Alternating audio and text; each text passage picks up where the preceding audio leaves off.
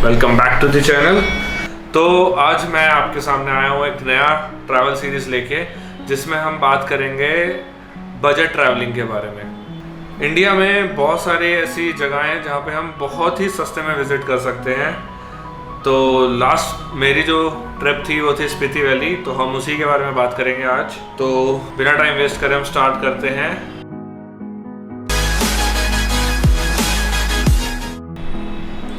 हाँ जी, तो सबसे पहले हम इसमें बात करेंगे मैप की या रूट की। स्पीति वैली जाने के दो तरीके हैं, या तो आप वाया शिमला जा सकते हो या वाया मनाली जा सकते हो। मैं जो प्रेफर करता हूँ वो वाया शिमला करता हूँ और एग्जिट करता हूँ मनाली से। उसमें क्या होता है ना कि हम धीरे धीरे एल्टीट्यूड गेन करते हैं। अगर हम मनाली की साइड से जाते हैं तो हम एकदम से एल्टीट्यूड गेन कर लेते हैं और तबीयत खराब होने के चांसेस ज़्यादा रहते हैं। तो शिमला से हम जाते हैं काजा की तरफ, काजा से हम जाते हैं कुंजुम पास से जाते हैं रोहतांग पास से जाते हैं मनाली। ये इसका रूट है। और जो स्टेज होते हैं वो होते हैं दिल्ली टू शिमला आप रुक सकते हो या नारकंडा आप रुक सकते हो।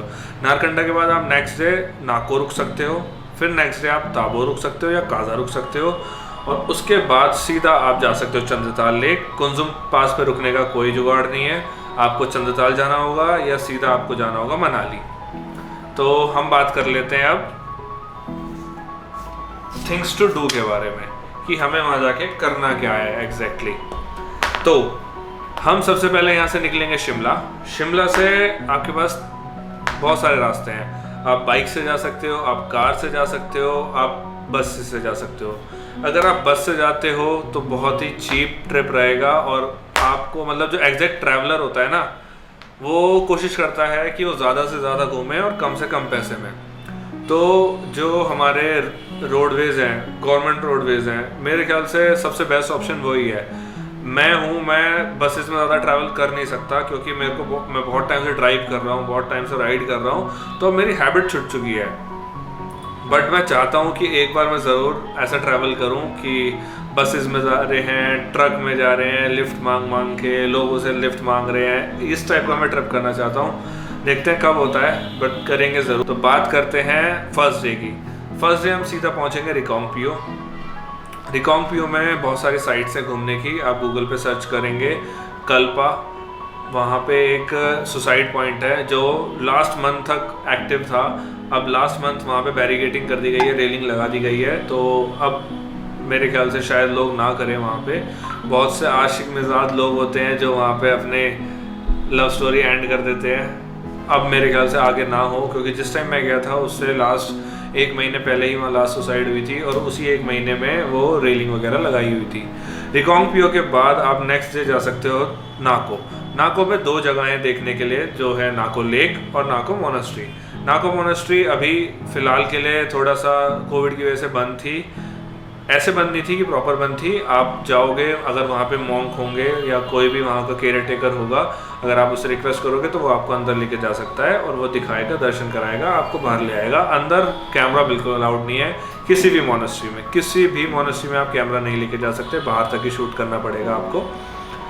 तो बात करते हैं नाको लेक के बारे में। नाको लेक में अभी कंस्ट्रक्शन का काम चल रहा था, तो इस वजह से हमें बहुत ही गंदी मिली। मैं तो भाई अंदर गिरते गिरते बचा, मेरा पैर फिसल गया था वहाँ पे। तो ये एक टिप है, कभी भी जो भी पहाड़ों में लेक्स होती है ना, उनके ज़्यादा पास नहीं जाना चाहिए। ज़्यादा मौज मस्ती के चक्कर में, ये नहीं कि आपको स्विम आता है तो आप उसमें पानी में कूद जाओगे, या ऐसा बिल्कुल नहीं करना है। क्योंकि जो ये पहाड़ों की लेक्स होती है ना, इनकी डेप्थ का किसी को नहीं पता होता। जो लोकल लोग होते हैं ना, वो भी मना करते हैं कि नहीं भाई इस पानी में मत उतरा करो। तो मैं आपको ये सजेस्ट करूँगा कि दूर से लो, मज़े लो जितना ले सकते हो, पास बिल्कुल अवॉइड ही करना जाना। तो नाको के बाद हम पहुंचते हैं ताबो।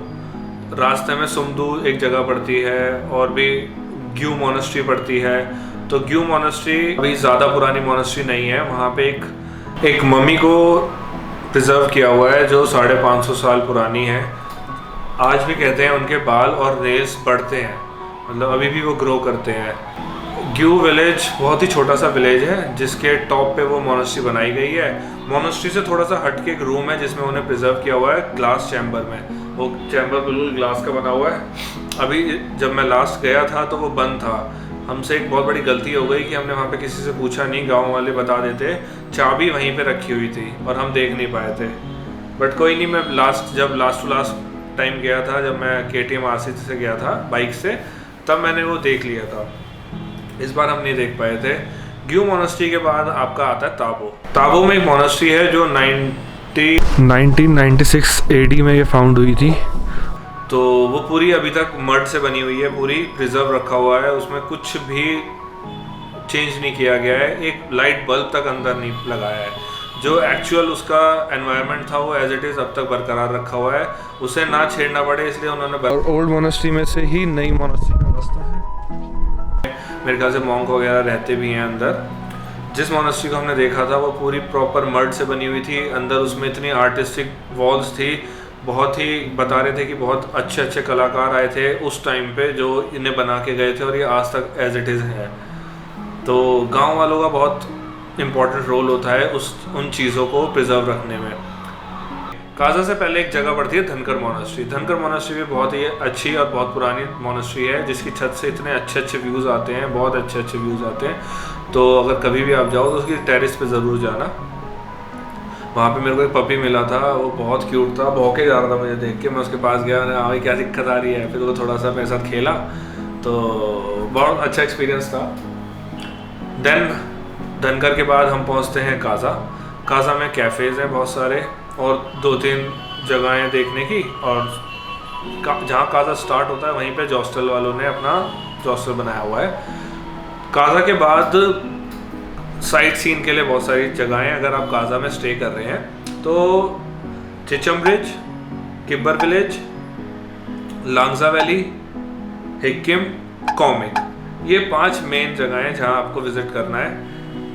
किब्बर जो विलेज है वो स्नो लेपर्ड स्पॉट करने के लिए फेमस है, बट ड्यू टू कोविड वो बंद है। जब हम गए थे तब भी बंद था। मतलब ऐसा था कि 2020 मार्च में स्पीति वैली बंद हुआ था और अब तक फैब तक बिल्कुल नहीं खुला था। फैब में जाके सबसे पहले ट्रैवलिंग शुरू हुआ था वहाँ पे, और किब्बर गांव अभी तक नहीं खुला है जब तक मैं गया था। अभी लेटेस्ट अपडेट मेरे पास नहीं है, बट मई तक वो नहीं खुला था।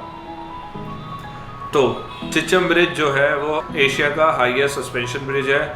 बहुत ही बेहतरीन तरीके से बनाया हुआ है, बहुत ही हाइट पे वो बना हुआ है। उसकी वजह से बहुत ही रास्ता छोटा हो जाता है, वरना पहले बहुत घूम के जाना पड़ता था। तो उसके बाद सीधा लोसर आ जाता है, लोसर के बाद कुंजुम पास आ जाता है। तो अभी हम वहाँ तक नहीं पहुँचते, हम पहले रुक जाते हैं। जो मेरा ट्रिप था वो विंटर में था, तो इसलिए मेरे को उससे चिचम ब्रिज से वापस आना पड़ा, क्योंकि आगे कुंजुम पास बंद था। वहाँ पे पूरा स्नोफॉल हो जाता है तो पूरा रास्ता ब्लॉक हो जाता है, आप मनाली नहीं जा सकते वहाँ से विंटर में। चिचम ब्रिज में आईबैक्स भी देखी बहुत, और ये भी कहा जा रहा था कि आईबैक्स के बाद स्नो लेपर्ड आएगा, बट हम रुक नहीं पाए इतना ज़्यादा देर तक, और रुकना भी नहीं चाहिए था क्योंकि बहुत डेंजरस हो सकता था। अगर वहाँ पे स्नो लेपर्ड आ जाता वो हम पे भी अटैक कर सकता था। तो हम वहाँ से निकल गए। फिर वहाँ से हम गए लांगजा विलेज। लांगजा विलेज में ऐसा है कि वहाँ पे बुद्धा जी की 36 फीट की मूर्ति बनी हुई है और बहुत सुंदर है, बहुत दूर से दिखने लग जाती है, और वो वैली की तरफ फेसिंग करके है। वहाँ पे रुकने का स्टेज भी है, अगर आप रुकना चाहते हो वहाँ पे रुक भी सकते हो। और हवा इतनी तेज़ चलती है भाई वहाँ पे, बहुत ड्रोन उड़ाना बहुत ही टफ हो गया था वहाँ पे। फिर वहाँ से लांगजा से हम आए हिक्किम विलेज। कॉमिक हम इसलिए नहीं गए क्योंकि हमें कॉमिक रुकना नहीं था, और कॉमिक में रुकने बस वहाँ पे एक बोर्ड लगा हुआ है, highest village of India. Comic India का हाईएस्ट विलेज है और वहाँ पे बोर्ड भी लगा हुआ है। मोस्टली लोग वहाँ बोर्ड पे के साथ फ़ोटो ज़रूर खिंचवाते हैं, बट हम नहीं जा पाए थे वहाँ अनफॉर्चुनेटली, क्योंकि हमें रात को ही ताबो निकलना था। तो हम सीधा पहुँचे Hikkim. Hikkim village highest post office है वहाँ पे इंडिया का, जो कि थोड़ा सा ट्रैक करके नीचे उतरना पड़ता है, जिसके लिए ऊपर ही एक शॉप है जहाँ से आपको पोस्ट कार्ड मिल जाएगा। अगर आप पोस्ट कार्ड किसी को पोस्ट करना चाहते हैं, जैसे मैंने अपने मम्मी पापा को पोस्ट कार्ड लिखा था, बट वो अभी तक डिलीवर नहीं हुआ है, पता नहीं क्या चक्कर है। और मेरे साथ वालों ने जिन्होंने किया था, जो वहाँ पे और लोग कर रहे थे, अब बॉन्डिंग तो ही जाती है, लोगों से बात की, तो आज तक वो मेरे कॉन्टैक्ट में हैं। तो उनमें से किसी के पहुँच गए थे, जो यूपी वाले थे उनके पहुँच गए, और जो महाराष्ट्र वाले थे उनके पहुंच गए, बाकी के नहीं पहुंचे। तो जब नेक्स्ट टाइम जाएंगे फिर ट्राई करेंगे। तो विलेज के बाद, हिक्किम विलेज के बाद हम पहुंचते हैं की मोनेस्ट्री। की मोनेस्ट्री सबसे फेमस है स्पीति वैली में। अगर मतलब कोई स्पीति वैली को जानता है तो वो की मोनेस्ट्री को ज़रूर जानता होगा। और जो मोनेस्ट्रीज़ हैं वो तो हो सकता है लोगों को ना पता होगा, की मोनेस्ट्री को ऑलमोस्ट सब जानते हैं, जैसे हाईवे मूवी में भी दिखाई गई थी।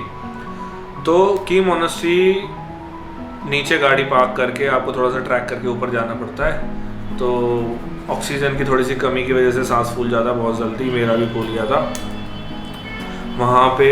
मतलब मोनेस्ट्री इतनी बड़ी है वो कि वहाँ पे लोग, इतने सारे लोग वहाँ पे रहते हैं ऑलरेडी, और तो बहुत ही शांति होती है उस वहाँ पे। और वहाँ के लोग क्रिकेट खेल रहे थे, मुझे बहुत देखकर अच्छा लगा कि वो एक साथ टाइम स्पेंड करें। दिल्ली में तो देखना बहुत ही मुश्किल हो जाता है, सब फ़ोन में घुसे रहते हैं। बट कोई नहीं, हम भी ऐसे ही हैं, हम भी फ़ोन में ही लगे रहते हैं पूरा टाइम।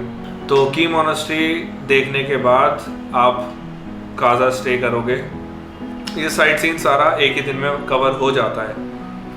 फिर इसके बाद अगर हम समर्स में जाते हैं तो हम वहाँ से जाएंगे लोसर। अगर जो लोग काजा नहीं रुकना चाहते वो लोसर भी रुक सकते हैं। लोसर के बाद आता है कुंजुम पास। कुंजुम पास के बाद आता है चंद्रताल लेक। चंद्रताल लेक को चंद्रताल इसलिए कहते जाते हैं क्योंकि वो चांद की शेप की लेक है और बहुत ही सुंदर है। वहाँ पे स्टे नहीं है, वहाँ पे सिर्फ और सिर्फ कैंपिंग है। आप वहाँ पे कैंपिंग कर सकते हो। 1000 रुपये से 1500 के बीच में कैंप होता है अकॉर्डिंग टू योर कन्वीनियंस। तो अगर आपको बहुत ही लग्जीरियस लाइफ जीनी है तो उसके लिए आपके 1500-2000 रुपये वाला कैंप है, और जो बिल्कुल बेसिक है वो 800-1000 से स्टार्ट हो जाता है। और मैं कहूँगा कि अगर आप चंद्रताल जा रहे हैं तो एक रात स्टे करके आए। वहाँ का जो भाई मिल्की वे है अल्टीमेट, इतने मतलब तारे आप कहीं नहीं देखे होंगे जितने आपको वहाँ तारे दिख जाएंगे। चंद्रताल के बाद हम पहुँचेंगे ग्राम्फू होते हुए मनाली। तो ये होता है स्पीति वैली का ट्रिप।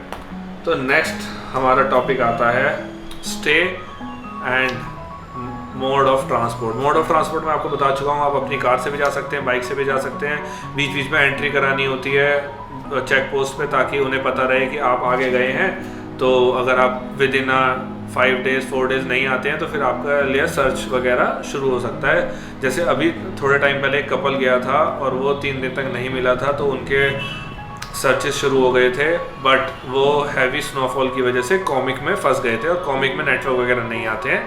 तो अल्टीमेटली वो मिल गए थे। तो ये चीज़ अच्छी हुई कि वो उन्होंने रुकना प्रेफर किया, वरना कोई और होता, मतलब मैं ही होता, तो मैं कोशिश करता कि मैं नीचे की तरफ चलूँ और हो सकता है कुछ गलत हो जाता।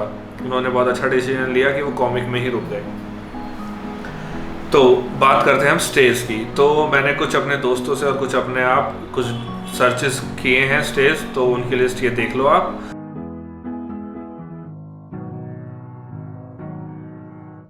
तो यहाँ आप रुक सकते हो।